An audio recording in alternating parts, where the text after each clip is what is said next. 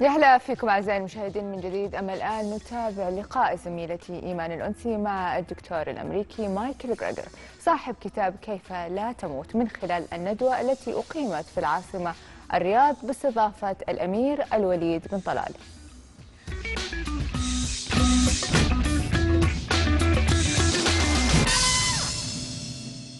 Today we're interviewing Dr. Gregor from America. He's the author of the book How Not to Die.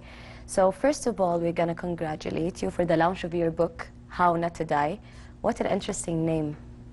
I want to know what's the reason of writing such a book and choosing such a title. It's catchy, but of course there is a reason behind it. Yes, it's not how to not die, but how not to die, as in prematurely in pain after long chronic disabling illness.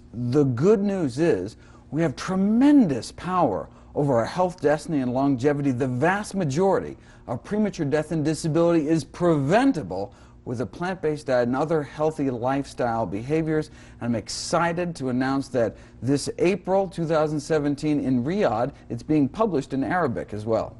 Ah, so now they're translating the book so everyone can get to read it. 25 languages. Very nice. So this is one of the reasons I want to know why this book, why you wrote it. The reason I wrote this book actually goes back to my story as to how I became a doctor and why I practice the type of medicine I practice today, lifestyle medicine. It really goes back to my grandmother. I was just a kid. So there's a story behind it. There is a story behind it. I was just a child when my grandmother was diagnosed with end-stage heart disease and sent home to die. She had already had so many bypass surgeries that basically run out of plumbing at some point, confined in a wheelchair, crushing chest pain. Her life was over at age 65. There's nothing more the doctors could do. Then she heard about this guy named Nathan Pritikin, one of our early lifestyle medicine pioneers, and became one of his first early success stories. She's actually featured in his biography, where they wheeled her in and she walked out. Thanks to a healthy diet, though she was given her medical death sentence at age 65, she was able to enjoy another 31 years on this planet till age 96 to enjoy her 6 grandkids, including me. That's why I went to medicine. That's why I practice the type of medicine I practice today. But when I got to medical school, I was surprised to learn that this entire body of evidence on not just preventing but reversing chronic disease with diet and lifestyle wasn't being taught in medical school. And I said, wait a second, if effectively the cure to our #1 killer, the #1 killer of Saudi men and women, heart disease, could be not only prevented, arrested, but reversed with diet and other healthy lifestyle behaviors like exercise,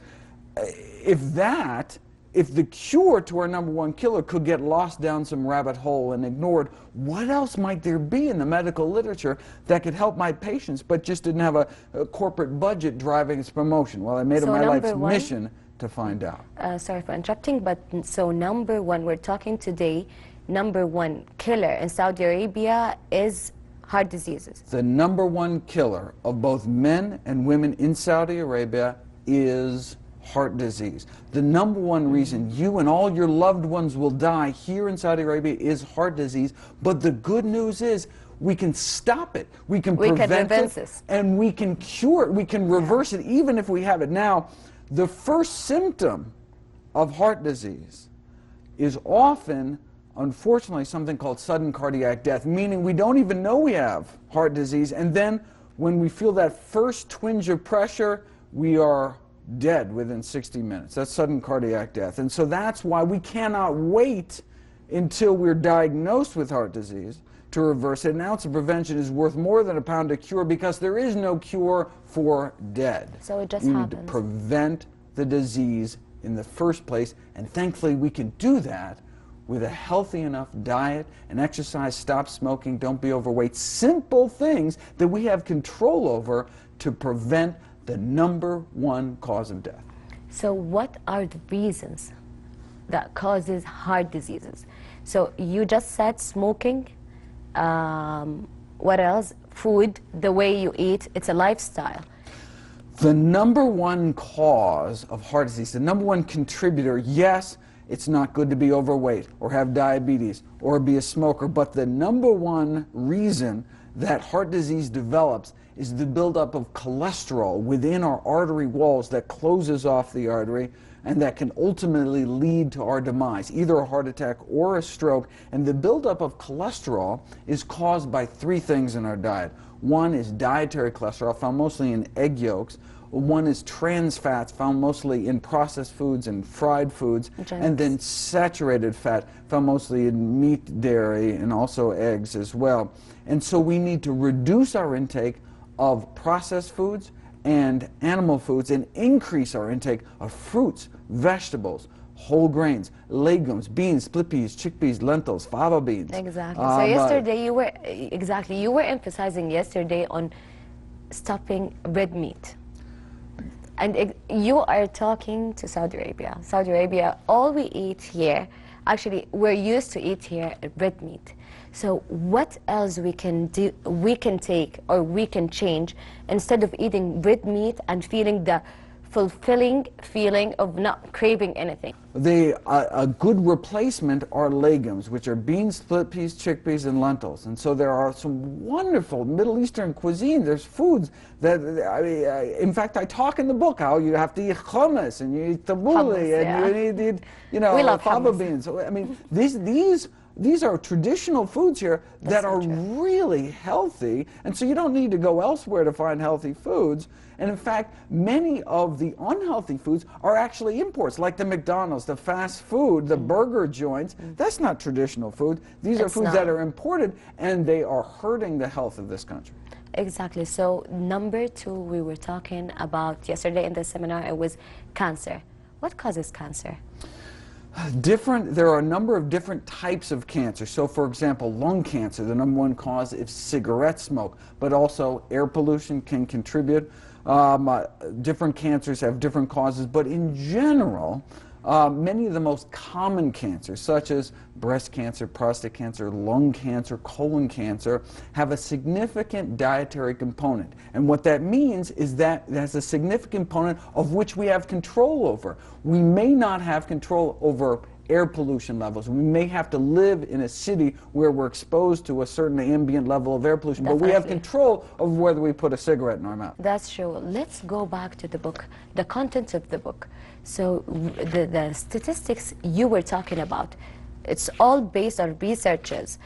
Is it about Saudi Arabia or it's about America only? Now, this book talks about each of the 15 leading causes of death in the developed world. And so the number one cause of death in the United States, heart disease. Same thing in Saudi Arabia. Number two cause of death is cancer. Same thing in Saudi Arabia. And then here in Saudi Arabia, stroke is number three, whereas in the States, because we smoke so much more, it's actually emphysema or chronic pulmonary lung disease. And there's less smoking. There's less liver failure here because there's less alcohol consumption. And in the States, there's more alcohol consumption. They have more liver disease.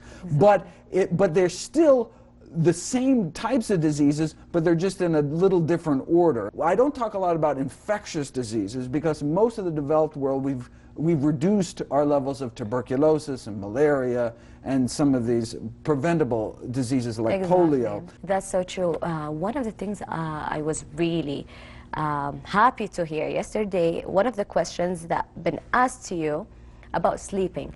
Like we've always heard about if you don't sleep early, nothing changing your lifestyle is not going to be affected. You said something really interesting. Oh, no, it's not true. I mean, so it's critical to get enough sleep, actually not too much sleep. How many hours we're talking here? So 7 or 8 hours block of sleep. It needs to be dark, and so it can be during the day as long as it's blacked out, and so your body is kind of tricked into thinking it's night. We can do that by blackout curtains over the windows. You really should be so dark that you can't even see your hand in front of your face, that dark. And it's important. That tells a little gland in your brain that it's nighttime and starts releasing hormones that put you to sleep. As long as you get a good solid chunk in a regular time, day after day, you can get all the benefits of sleep. It doesn't have to be at any particular set time. So it should be a habit. Absolutely. It's important. We have what are called circadian rhythms throughout the day, every day, and your body gets set to a certain cycle. And as long as we stick to that cycle, unfortunately, many people travel and they shift time zones and can mess up that circadian rhythm. In the Islamic religion, you cannot stop death, or you cannot control it. Have you thought of that before writing the book? What's going to be the opinion of the audience is going to read your book? Well, it's not just, people are going to die everywhere around the world. Exactly. And so that's why it's not how to not die, but how not to die, as in pain, prematurely. So it's about the length of our life. Now, it's possible we may be able to learn enough about human biology to turn off aging. I mean, if you think about it, we each came from a single egg, a fertilized egg, and all of a sudden we're an entire person. Our human brain all came from that. So you'd think finding whatever genes to turn off aging would be relatively simple biologically. We just haven't figured it out. And it may just be a few decades away with the advances in biotechnology that we have today. So it may be a matter of living long enough to live forever. It's possible in the next few decades we'll find out how to be able to extend human lifespan. Every year we just need to extend it one more year. And so, but imagine dying the year before that's discovery, right? We need to live long enough to take this bounty of medical science that is around the corner. And so we want to live long lives, we want to live healthy lives, and it's possible we may live long enough to be able to choose how long our life will be. That's amazing, but one of the things I need to know in the book, like telling people to stop all of that needs a lot of encouragement, a lot of hard work. So the book, does it contain messages? Is it talking about how to change your mind? Or it's just statistics and just giving them facts? So that's the first half of the book is the facts. There's about 3,000 citations where I go through study after study. This is the power we have, the role diet may play in preventing, arresting, or reversing each of the 15 leading killer diseases. And then the second half of the book is actually how to put it into practice. And so the first half is why to do it, why to change your life, and the second half is how to change your life. And I center my recommendation. I didn't want it to just be a reference book. After scaring them. Well, after motivating them. Actually, it is. And actually giving them hope that they can actually control their health and longevity. Then how do you do it? And I center my recommendations around a daily dozen list, a checklist, if you will, of the healthiest foods I encourage people to get into their daily diet. How much water to drink, how much to exercise, the healthiest sweeteners, the healthiest beverages. And so I encourage people to eat a quarter teaspoon of turmeric every day, eat beans every day, eat berries every day, eat dark green leafy vegetables every day. I go down the list in hopes of motivating, encouraging, inspiring people to add more healthy foods to their diet in hopes it'll kind of crowd out some of the least healthy options, like the processed meat, like the soda, like the deep fried foods. We want to have so much good, healthy food that there's just not a lot of room left for some of the junk. Exactly. Does it work for every single person who's reading your book, or certain people, for men and women? It only works if you do it. It's like drugs. Drugs don't work at all unless you actually take them. Same thing. Diets don't work at all unless you actually do them. And so it's important. Now, I make it very clear in the book, it's not black or white, it's not all or nothing. Yes. Any movement we can make along this spectrum towards eating healthier, simple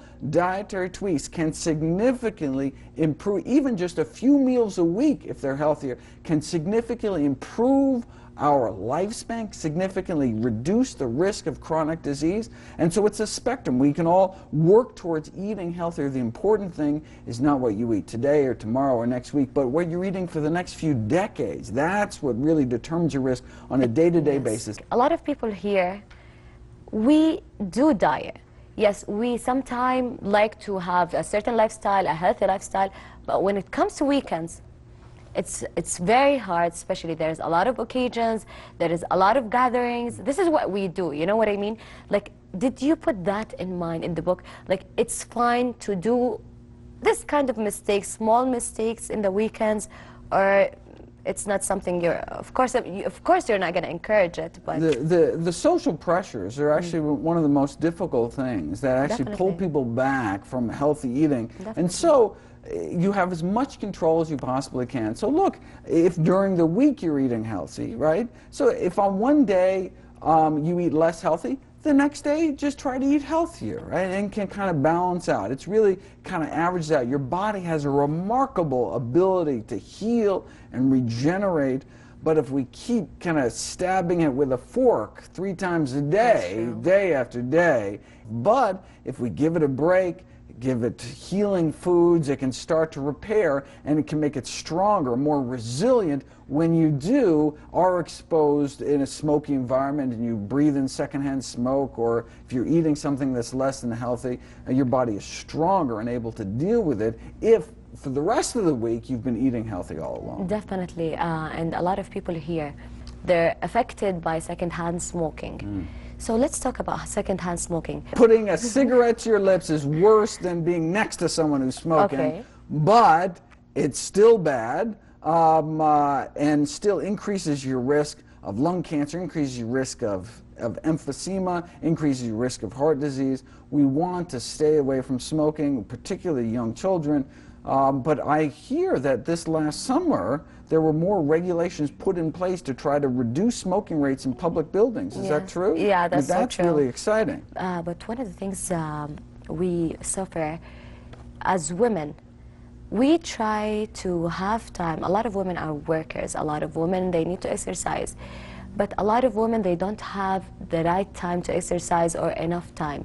So can you tell us a very easy way so they can have a healthy lifestyle and they can work out? Like, we can't work out for almost an hour or 2 hours.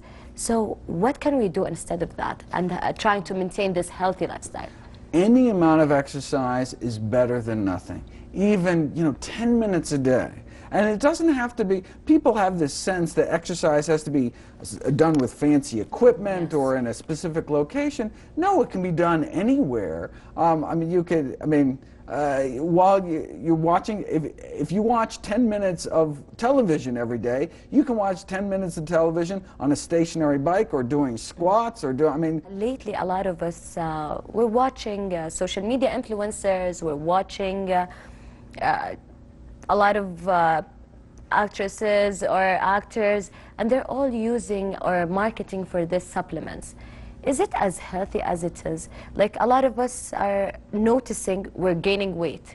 We feel more cravings lately.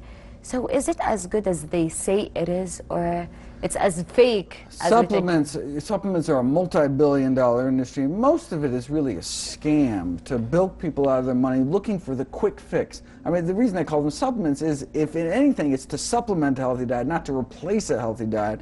And so we should really think about nutrition from foods. That's so true. But here, I need to know the acceptance of people, the audience who were there yesterday or who read your book.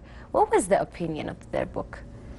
I got some wonderful feedback from people that said that they've started this, they started down this path, they had a lot of questions. It was a very interactive crowd. They came out to me. In fact, today I'm spending time with individuals that come through and have, can talk about their kind of personal experience and exactly what they need for their particular condition. Okay, so Dr. Geiger, after having this session with you, it was an amazing session actually, and it's enlightening to everyone, and I'm sure a lot of people will benefit from this session.